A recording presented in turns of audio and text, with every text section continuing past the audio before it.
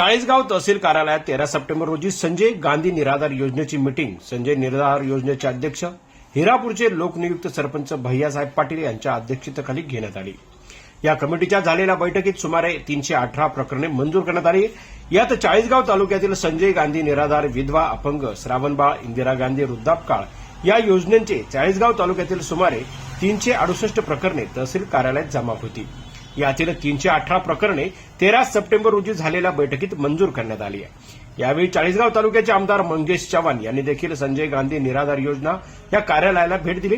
यावेळी संजय गांधी निराधार कमिटीच्या वतीने आमदार मंगेश चव्हाण यांचा सत्कार करण्यात आला। संजय गांधी कमिटीच्या मीटिंगसाठी संजय गांधी निराधार योजना समितीचे सदस्य दिनकर राठोड, प्रभाकर चौधरी, प्रवीण मराठे, सचिन पाटील, शांताराम गायकवाड, मनीषा मराठे, देवीदास बच्चे, संजय गांधी निराधार योजनेचे नायब तहसीलदार शिंदे, संजय पाटील यावेळी उपस्थित होते। तर यावेळी भाजपा तालुका अध्यक्ष प्राध्यापक सुनील निकम यांनी देखील यावेळी भेट दिली आहे। आज आपल्या चाळीसगावच्या संजय गांधी निराधार योजनेची मीटिंग संपन्न झाली। आमचे सर्व सदस्य आणि सर्व ऑफिसर लोक हजर होते। त्यात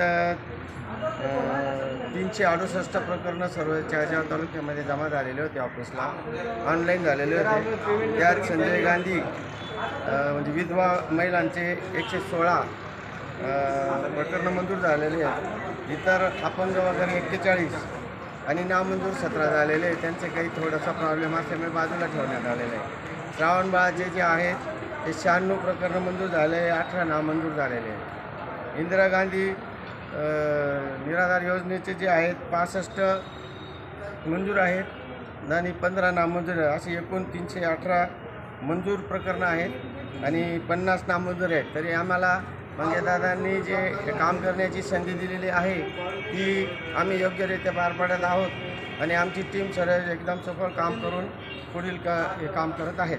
जनजागर मराठीसाठी सुनील पाटील, चाळीसगाव तालुका प्रतिनिधी।